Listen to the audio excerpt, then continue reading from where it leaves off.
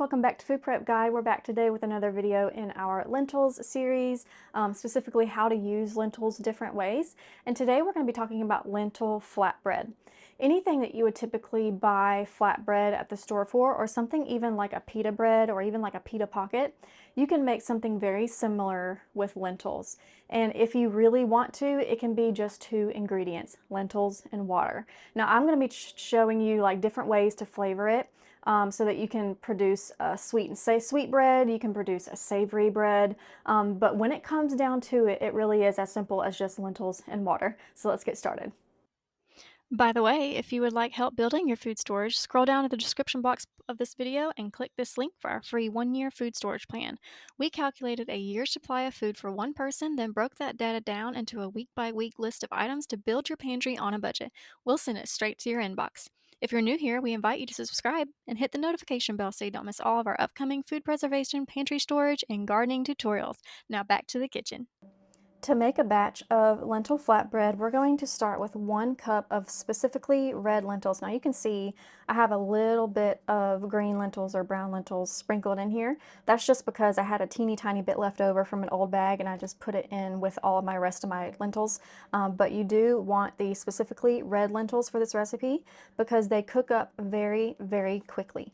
So we need to blend up our lentils dry. Now, there are different ways that you can make this lentil flatbread, and we need to let this mixture that I'm about to show you soak for 10 minutes. So while that soaks later on, I'm going to talk to you about the other 2 ways that you can make lentil bread that doesn't start with this. But this is my favorite way, but I feel like the flavor is better, or maybe it's the texture that I feel like is better doing it this method. So that's the method that I'm going to show today in this video, but we will chat about the different ways to make it a little bit later. You can use a food processor for this. You can use a blender. If you have the Vitamix blender, I highly recommend going and getting the dry container. It mills grains as fine as flour, and it is just an excellent way to grind something up like this. But basically we need to just grind it up into essentially a flour type consistency. So let's get going.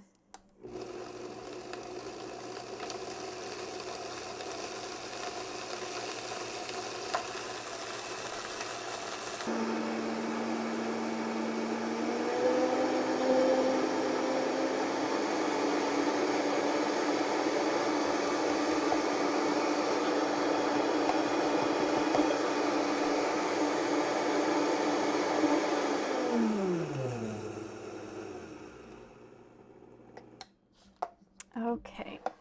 I'm going to tap that down because as soon as I open this lid, there's going to be a puff of lentil dust.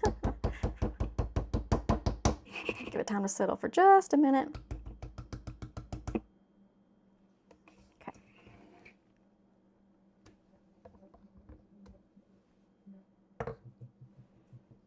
Okay, and here is our basically lentil flour is essentially what we're trying to go for. There's all that lentil dust.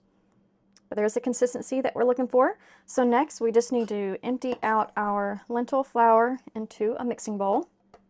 Doesn't have to be a big one, as you can see. This batch is probably going to make about between 4 to 6 lentil flatbreads, depending on how big you make your flatbreads. It's just like pancakes. You can make them small, you can make them big. But this is going to make about 4 to 6 medium-sized lentil flatbreads. So to this powder, we're going to add 1 1/4 cup of water.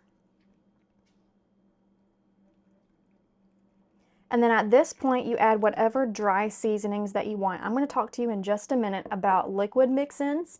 Today, we're going to keep it very simple with just a seasoned lentil recipe where I am just going to do salt and pepper. This, I don't, measure. I just salt it a little bit, pepper it a little bit, and I usually do a little bit of garlic powder. And I think I will go ahead and put that. One day I realized, you know what, I use garlic powder, onion powder, and salt all the time. Why don't I just go ahead and make a garlic onion salt? So I got smart one day and did that. So I'm going to do just a little bit of that garlic onion salt too. And that's all I'm going to do for this batch. So I'm just going to mix it together. And then it is extremely important to not skip the next step, which is to let that liquid soak and sit for at least 10 minutes, all the way up to even 20 or 30 minutes. The reason why is because if you don't, your flatbread is going to be extremely runny and it's not even really going to sit up nicely. Picture pancakes, how when you add too much water and the pancake is so thin and liquidy that it's really no longer a pancake. That's what's going to happen with this lentil flatbread if you don't let it sit and soak for 10 minutes all the way up to 30 minutes. 10 minutes is the minimum that I would go. I'm just working out the clumps. I don't want to tilt this bowl, but there's just some clumps where that flour and water is kind of clumping up. So I'm just going through and smushing out any of those clumps that form and mixing in those seasonings really well. When we chat about the liquid seasonings or liquid flavorings in just a minute, you would go ahead and mix them in at this stage.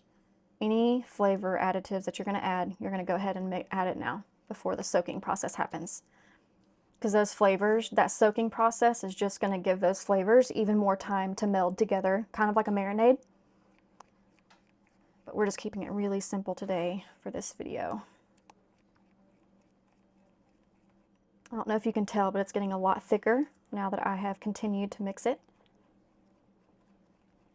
And it is just about the consistency of pancake batter, maybe just slightly thinner than pancake batter. Okay, so like I said, we're gonna let this sit and soak. And let me get you set up and let's chat about the two other ways to make lentil flatbread and some really delicious add-ins that I have for you over here. Okay, it is soaking, and bear in mind how kind of liquidy it was when I showed you the consistency, and I'm going to show you the consistency again after it sits and soaks for a bit, and you will see why we really need to let it soak. So there's 3 ways that I have made lentil flatbread. This method is my favorite, but there are 2 other ways to make it. The second way to make it is to put your dry lentils in your blender and go ahead and add your water and seasonings then and blend it all up together. So basically you're not powdering it first. That's the only difference. That way all the ways produce a really good flatbread. For some reason, we just like this method the best. The other way is to use already cooked lentils. This is really helpful when you have leftover lentils or you are batch prepping and you have just a bunch of leftover lentils in your fridge. Maybe you're making some lentil spaghetti sauce. Maybe you're doing those sausage patties that we mentioned in a previous video, and you just have some leftover lentils in your fridge. The way that you would do that is you're not going to add near as much water because those lentils are already fully rehydrated and fully cooked. So you would do the same amount of lentils, do about 1 cup of already cooked lentils or 1.5 cups. 1 cup of fully cooked lentils is going to give you a smaller amount than what you see here because they swell, as they take on water, of course. So you can bump that up to like 1.5 cups of cooked lentils and then decrease the water intake by about down to 1/2 cup. And then go ahead and add in your seasonings, any kind of flavor add-ins that we will discuss in a minute, and go ahead and blend it up until you essentially have a lentil puree. You're again going for that same consistency as a pancake batter, so keep some water on hand. Just like with pancake batter, you can continue adding water in very small amounts until you get that consistency that you know is going to be right for a flatbread or a pancake. So those are the 3 different ways to make up your lentil flatbread. Now let's talk about some different flavoring type options. This is where lentil flatbread really shines for someone who is in the food preservation lifestyle. Because one thing that I noticed when I started gardening on a larger scale and preserving food at a larger scale was actually having a hard time actually using those preserves on a regular basis. And working things like relishes, which I'm going to show you, and working those as using them as flavor additives to things like lentil bread just opened up a whole new world of opportunities for me that I didn't even really think about before. So I mentioned relishes. This is our all-time favorite sweet onion relish. We do have this video on the blog or on the YouTube channel if you're interested. I will do my best to remember to link it down in the description box below, but it is called sweet onion relish. And you can use things, if you make a what are some popular relishes besides pickle? Don't do pickle relish, it's not good inside the lentil flatbread. But a zucchini relish, a like a like a squash relish, or even something like cowboy candy, the pickled jalapenos, that would be good. Those types of things are excellent flavor options for things like the flatbread. As far as how much, think about your end consistency and use that to help you figure out how much to put in. You need the end consistency to remain that pancake batter flavor. If you're going to be adding in a flavor additive that is somewhat liquid like a relish, you need to decrease the amount of water that you put in. An easy way to do that is to go ahead and do your flavor additives before you add the water, and then you can just add in a little bit of water at a time until you get that pancake batter consistency. So onion relish, any of your relishes are, there's one that I am totally not remembering. It's like squash and peppers and onions all mixed together. I cannot think of the name. I think it starts with a C. Can't think about it. But it's a very popular relish from the garden that's produced from all of your different squash plants, onions, peppers, stuff like that. That would be so good in this lentil recipe. Another one, pesto. Oh yes, is that a fly? No. Another one is pesto. This is pesto that we make from the garden. It's the one thing that I don't, not one thing, but one of the very few things that I do not can first. It's got too much dairy, too much oil. It's not safe to can, but I will freeze it in half pints like this or in ice cube trays if I just want a 1 tablespoon size, and I can just pop it out of the ice cube tray.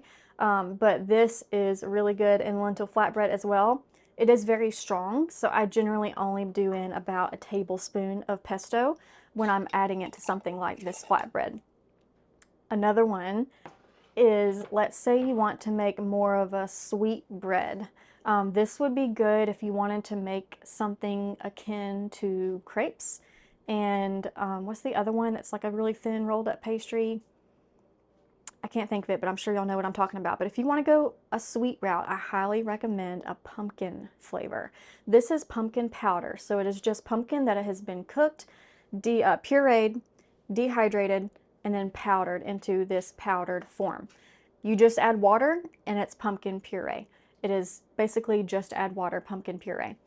If you add a little bit of pumpkin puree, maybe a 1/4 cup, it doesn't take much. Flavor it with some pumpkin pie spice. Again, the amounts, you know, just kind of eyeball it. I would start with maybe a 1/4 teaspoon. Do a splash of vanilla extract, and then go ahead and add about a 1/4 cup of sugar, because pumpkin powder and pumpkin puree all by itself does not taste very good in my opinion. And especially if you're going for a sweet kind of type of quick bread, skillet bread like this, it needs some sugar. So I would say a 1/4 cup pumpkin powder, 1/4 cup of sugar. Start with a 1/4 cup of pumpkin pie spice, or not 1/4 cup, 1/4 teaspoon of pumpkin pie spice. Increase that up to maybe a 1/2 teaspoon. Throw in a splash of vanilla extract, because why not? It makes everything better. And then you have a really nice sweet type of quick bread like this. So think about your canning pantry. If you're a food preserver, if you dehydrate, if you can, if you freeze dry, think about all those foods you have on your shelf that you're not really sure how to use, not really sure what to do with. Picture them as flavor additives instead of just standalone products. And it'll blow your mind. Okay, this needs to soak for a little bit longer, so I'm going to let that soak a little bit longer, and we'll be back and we will cook them up. Okay, we are ready to rock and roll with our flatbread. So I've got my skillet on medium heat here, and I'm just going to put a little bit of olive oil, not much at all. This is already a non-stick pan. And so I'm just going to drizzle that around and let that heat up for just about a minute or two. And remember the consistency of the batter before we let it soak. And here it is now, a good bit thicker. And this is what we want our final product to look like. Thicker, like a thick pancake batter. Okay, let me let that oil heat up for just a second. Okay, at this point it really is just like making pancakes. So I'm going to put just a little dollop there in the center. Use my spatula to spread it out. We want these to be nice and thin because we are going for a flatbread, which is pretty thin. And then just like with pancakes, we're going to wait until it starts bubbling all over the surface.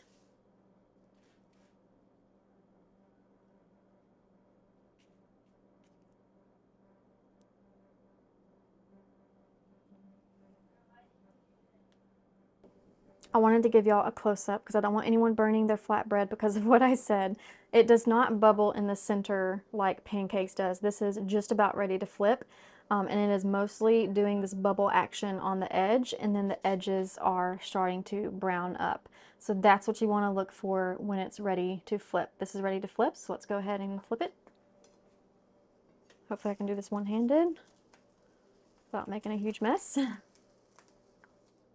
Woohoo! Okay, we're going to cook this for about 1 minute on the other side. And then I'm going to cook up the rest of these, and I will bring you and show you what the finished product looks like up close. Let me show you one more clip up close. So I'm continuing to fry these up. I made this one a good bit thinner than I did the other ones, and you can see all the bubbles forming all across the surface. So it really depends on how thick or how thin that you make your flatbread. But if you go super, super thin like this, you will see all those bubbles that I mentioned before. So I just wanted to show you what that looked like real quick. Okay, so this made 4 lentil flatbreads, but I made them pretty large, as you can see. So you could certainly get 6 out of them if you made them smaller than this. But let me show you, get one that's cooled off a little bit. They're nice and pliable, just like a good flatbread should be. You can fold it over without it breaking. You can see about how thick it is. To me, it's really about the same kind of size and thickness as your traditional flatbread.